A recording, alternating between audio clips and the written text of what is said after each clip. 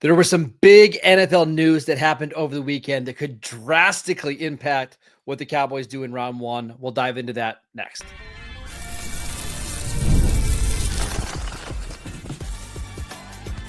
You are Locked On Cowboys, your daily Dallas Cowboys podcast. Part of the Locked On Podcast Network, your team every day. Welcome back to the Locked On Cowboys podcast, part of the Locked On Podcast Network, your team every day. We'd like to thank you for making us your first listen of the day. Today's episode is brought to you by the all-new 2025 Nissan Armada. Stay tuned for the Armada Player of the Week later in the show. Welcome back. I am your host, Marcus Mosher. You can follow me on Twitter at Marcus_Mosher. Joining me today, as always, is Landon McCool. You can follow him on Twitter at McCoolBCB. And it's a Monday before draft week. So it's a mock draft Monday here on the Locked On Cowboys podcast. But before we do our mock draft, Landon, we've got some big news Friday evening regarding the Saints, who pick at number 9. Derek Carr has a shoulder injury. This was first reported by Ian Rappaport of the NFL Network.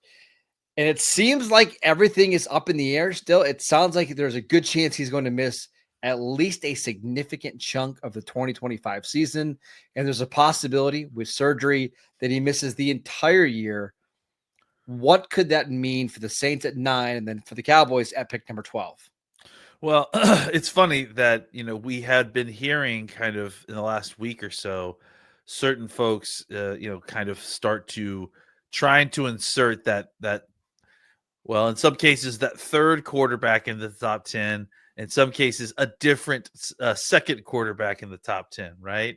But either way, we're starting to hear more and more names as potentially being landing spots for some of these folks, right?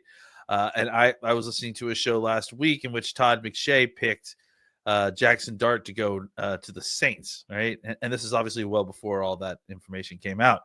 Now the shoulder, and at the time everyone was just like, "Wow, that seems like a quite a reach," and and at the time, obviously Carr was healthy, and it just didn't seem like it lined up with the timeline of everything. Now that we're hearing this injury with Carr.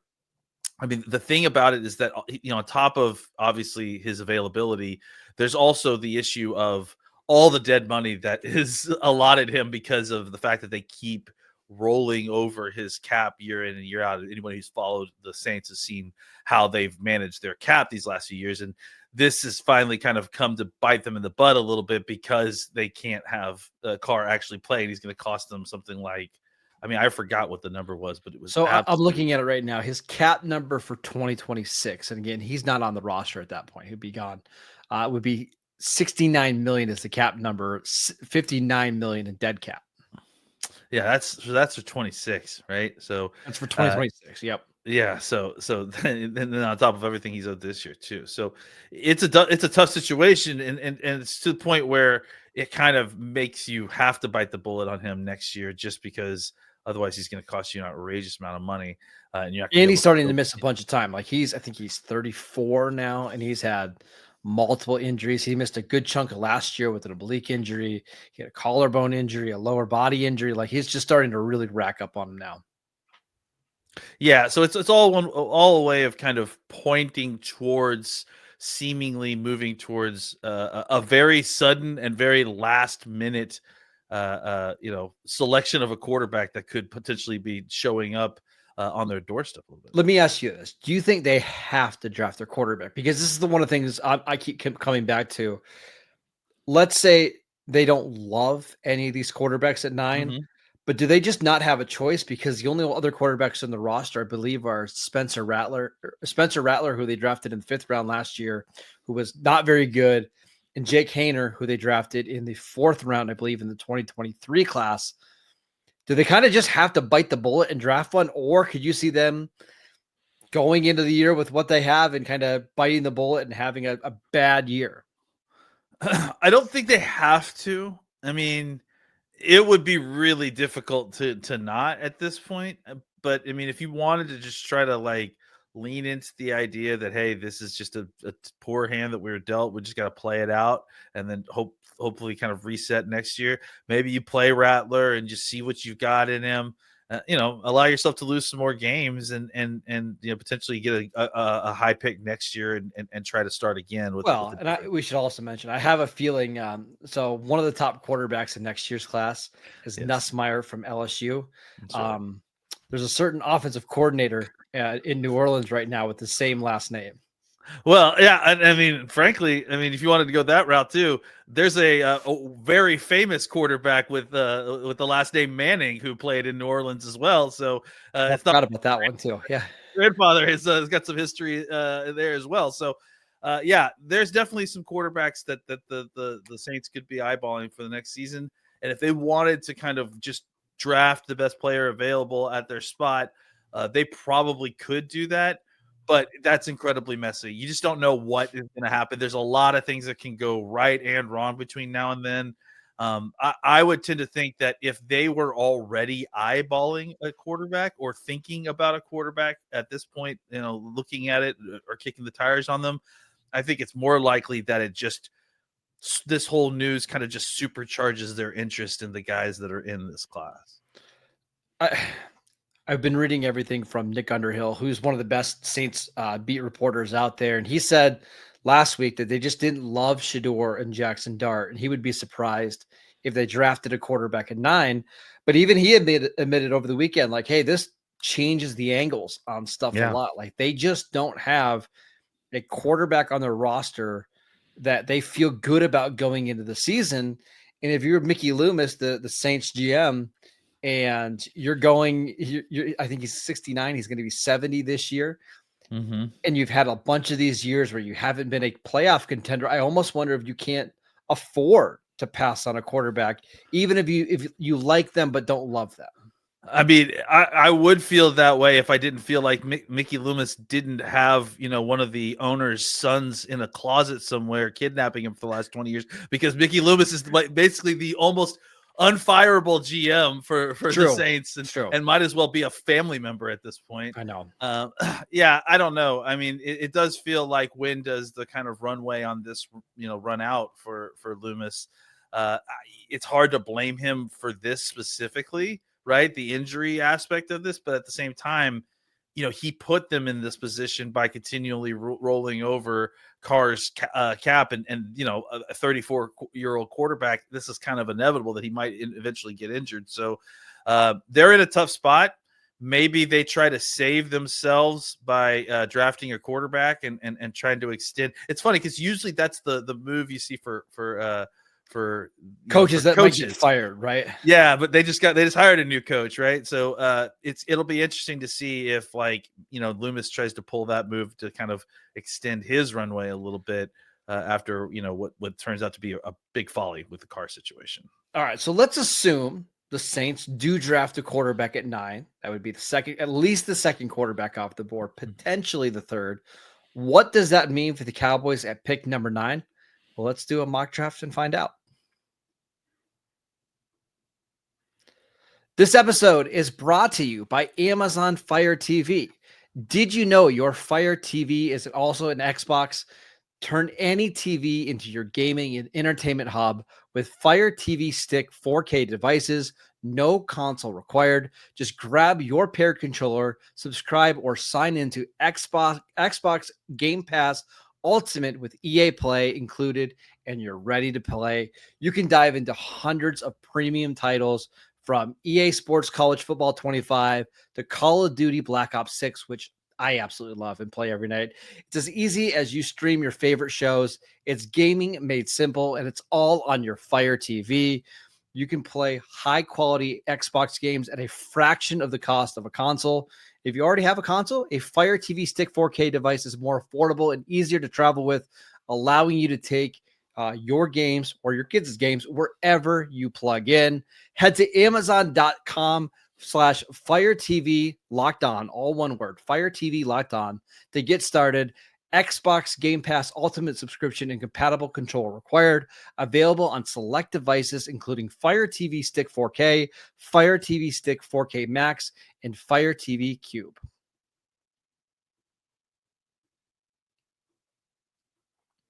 Welcome back to the Locked On Cowboys podcast. We'd like to thank you for making us your first listen of the day. Landon, it's a mock draft Monday. So let's do a mock where the Saints draft a quarterback at 9 just to see maybe what that looks like. And if you're watching with us on YouTube, you can see we've got the mock draft simulator pulled up. We're actually going to take control of the Saints here as well, so we can force them into a quarterback pick. So let's see how this draft goes. So at number 1, Cam Ward, you have the same picks that are being, pretty common over the last month. Travis Hunter at 2, Will Campbell at 3, a little bit of a shock. Abdul Carter at 4. We've got Mason Graham at 5, Jahdae Barron to the Raiders at 6, Armand Membu to the Jets at 7, Ashton Genty off the board at 8. And then at pick number 9, we're going to take a quarterback. Let's take Jackson Dart and do the mock that Todd McShay has, right? So Jackson Dart, which PFF hates now, 142 overall on their board, which I think is pretty funny. And then let's go ahead and pick Jackson Dart at 9. Cowboys now on the clock at pick number 10 with Jihad Campbell and Tyler Warren off the board. Landon, we are here at pick 12. Who do you got? Didn't have a huge effect ultimately, right? Like, no. Obviously, it's the idea is that it's one player, so it shouldn't necessarily have a huge effect. But with the kind of chaos that ends up happening in the top 10, anyways, it ended up, we kind of showed up here with a lot of the same names, right? A lot of the same folks that we're used to seeing. So I'm obviously going to lean towards probably taking Tet here. I think just because, you're thrilled that he showed up here. I think we're seeing more and more the chance that Tetero won't fall to the Cowboys. Like we have seen, I've seen some drafts where he's starting to go a little bit more in the top 10 and he doesn't quite fall to them. But to me, if he's there at 12, I think he's likely going to be the pick. Real quick, this is just a PSA to all the people that are doing mock drafts. PFF hates Jalen Walker, who on their board is 24th overall. He's going to be a top 10 pick. I know Todd McShay is adamant that his floor is 8 to the Panthers. I think he could go as high as 4. So let's just say that it's Jihad Campbell is available to Dallas and it's Jalen Walker that's gone. I guess I have a hard time seeing where does McMillan go in this draft if he, inside the top 11 picks. Like where is the spot that he could land where he would be off the board before the Cowboys pick? Well, I wouldn't be terribly shocked if he ended up going to the Patriots. I mean, they ended up taking Abdul Carter here, but let's be clear. Like, I have a hard time believing that Will Campbell is going to be the pick there. But the trendy pick I've seen now is Will Campbell to the Patriots, right? I agree. I don't see why, if that couldn't easily be Tetero McMillan. I think that they have similar needs there, maybe slightly more of a need for offensive line. But I think that Tetero is at least a unique and a player as Campbell is. And I think Campbell's. I think it's more likely Jalen Walker's the pick at 4 than Tet. I think that's also a possibility that he could go there. But I mean, again, Jacksonville, Carolina, all these teams, they could be in the market for a wide receiver. So I don't know if it actually ends up happening. I just know that there isn't any certainty with any of these guys. Outside of once Mason Graham goes, all these guys are all kind of at a plateau, and Tetero McMillan's near the top of that. And it's not like team 7 through 10. Yep. Well, I don't know if we would call it Chicago, but at least 4 of the remaining 5 teams couldn't use a top end wide receiver on their team. So before we make the pick here, which I'm assuming it's going to be Tetero McMillan or Matthew Golden, who we know the Cowboys like as well, can we have a little conversation about Will Johnson, who participated in a workout today, did not run a 40-yard dash? Todd McShay reported that in his pre-draft training, he was running in the high 4.5s. He had a 4.33 20-yard shuttle, which is in the 13th percentile among all cornerbacks since 1999, 10th percentile arm length. Is Will Johnson somebody that we haven't talked about enough for the Cowboys, or do you think Will McClay looks at him and it's like, no way are you ever letting me take a short arm cornerback who's slow inside the top 12? Well, first off, I don't want to admit that he's slow because I think the timing of all the testing stuff is tough for him because he's coming off of a turf toe. I mean, he's been clocked on the GPS at up to 23 miles an hour, so the guy's not slow. And on top of that, let's also talk about his game. Like his game, he is his own cover corner, so he's you're not necessarily chasing him, having him chase everyone across the field. However, having said all that, like I don't know that he is the kind of the guy the Cowboys would take at 12 because of what you said, right? Like I think if you're going to be a corner that the Cowboys are going to take in the top half of the first round, like they may ignore some thresholds at some spots, but they're not going to ignore it in the first round, I don't think, especially since Will Johnson's tape is very good, but not excellent, especially this year, right? Like, yeah, I think, that would probably be one too many strikes against him. And again, like, I think the issue that I keep coming back to is who's on the clock when you're potentially taking Will Johnson. In this case, it's Tedero McMillan, who I imagine that they would take over him. Yeah, so just to be clear, in this mock, Tedero McMillan is still there. Mike Green, Will Johnson, Matthew Golden, Kenneth Grant, Emeka Buke, Colston Loveland, Omari Hampton. We did get a trade offer from the Bengals if you want to be a little fun and move back some spots. Oh, I'm always interested in. Right, wonder who they're coming up for. But yeah, I'm certainly interested in a trade back. I mean, it could be Ted. Who's it again? Bengals. Oh, it's the Bengals. I wonder if it would be like Will Johnson for them, right? Like or Mike Green, right? Or Mike Green, yeah, something like that. Yeah. Let's see what we could do. So for pick 17, we could get pick 49, and let's send back pick 149. So you get another top 50 pick, and you move back 5 spots. Yeah, I like it. Okay, let's do it. Let's see if the Bengals accept. Oh, they did. So here you go. Bengals come up and get McMillan. They did get Ted. What the heck?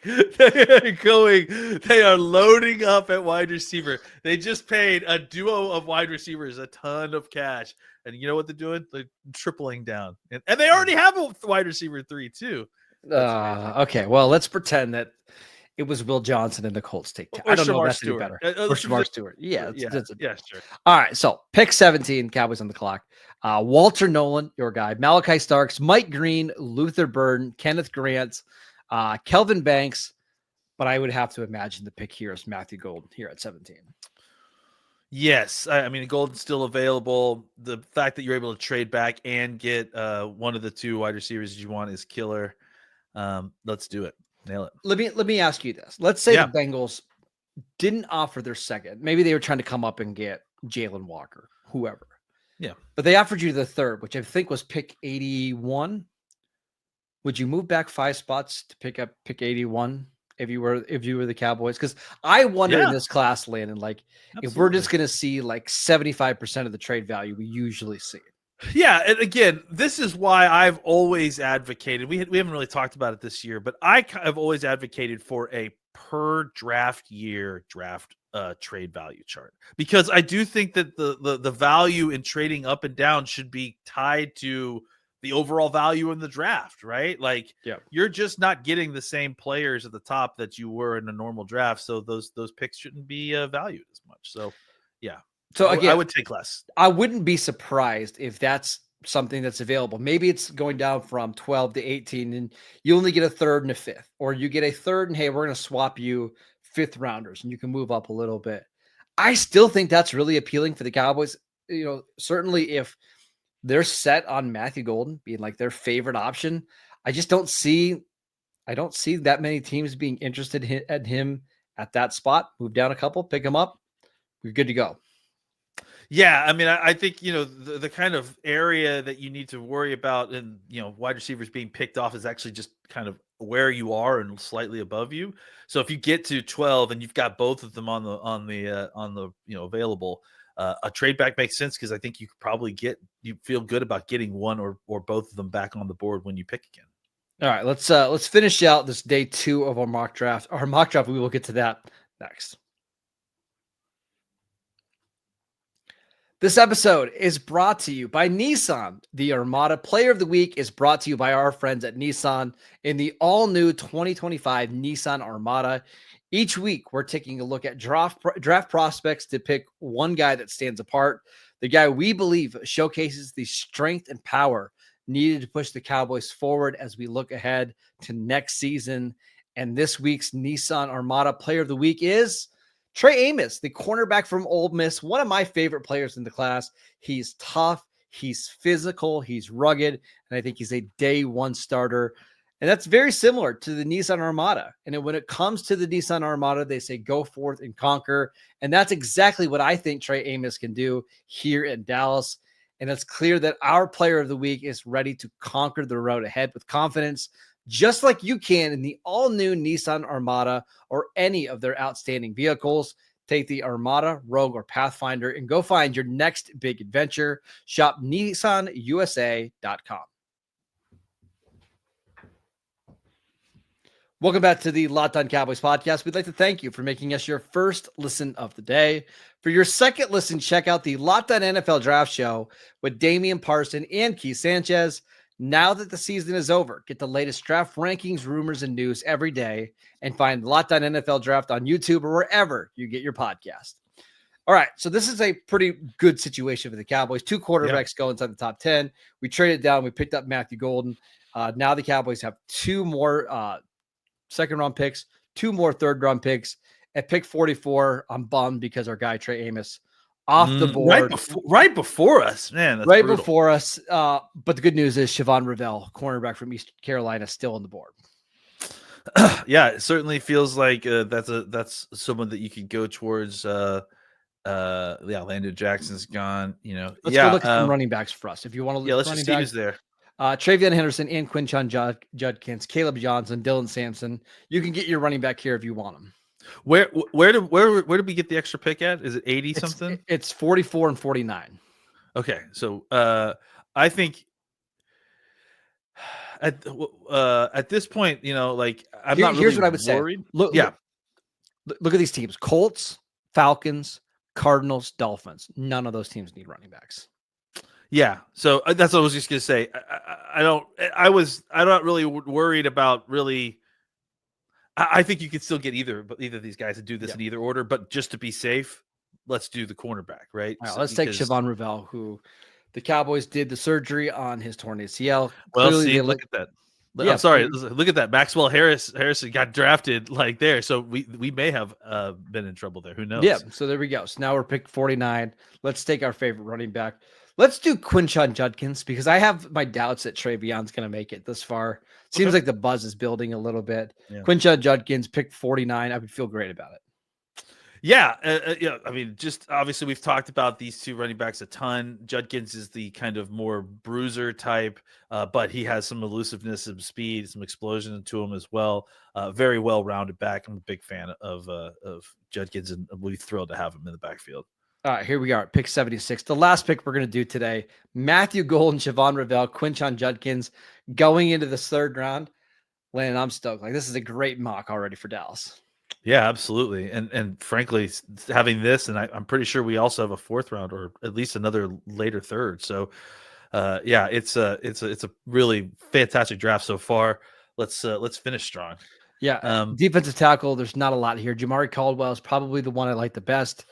Josh Farmer, if you're looking for another guy that can play a little bit of inside-outside. At edge, if you got Jordan Birch, who I like quite a bit from Oregon. I like Elijah Roberts a lot. I know we haven't talked about him, but he's a 6'3", 285-pound edge that plays all over. I like him quite a bit. If you're looking for linebacker help, the top linebackers available, Chris Paul, Jeffrey Bassa, Kobe King, Cody Simon, Barrett Carter. You love any of those guys? I like some of them, but honestly, linebacker is a spot that you definitely feel like you could hit in the fifth round, right? Okay. Just there's going to be a lot of depth there. If you want to look at offensive line help, not a ton. Tate Ratledge, Jared Wilson, Willie Lampkin. Seems early for all of those players. Tate Ratledge is probably a third rounder, but outside of that, I don't know that I'm necessarily running up to the podium for those guys. Mason Taylor, the LSU tight end, falls here to pick 76. Jalen Noel, if you want to grab another receiver. Jonah Salavina, your guy from Arizona, who is available here. If you want to draft Harold Fannin, it gets pretty not great early. So I would probably take Savania just because I Okay. have a middle of the second round grade on him, and you've got an extra pick there. This is somebody 6'5", 336 pounds.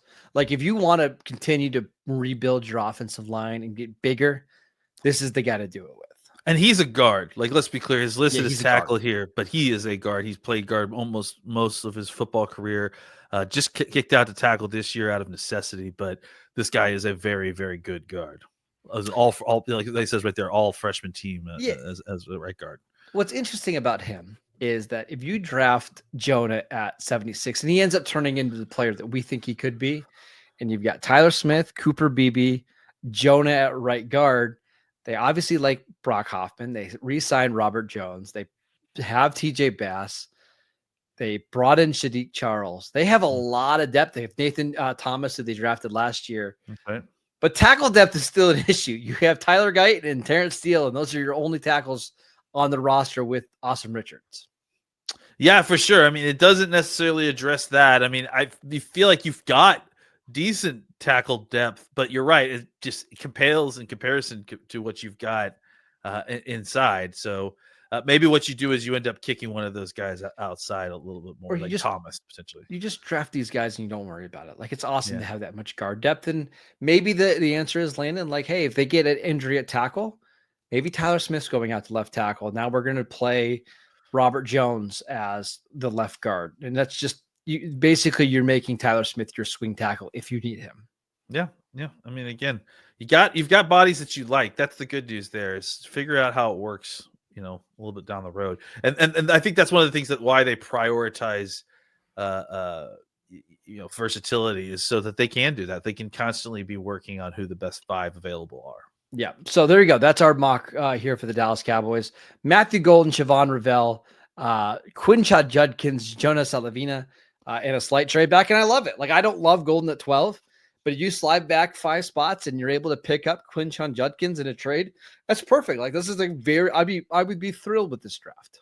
And I think it's realistic too. I mean, this is probably something that they'll kind of look at, right? Like, again, the idea of a trade back either in the first and second round to kind of pick up that extra top 100 pick.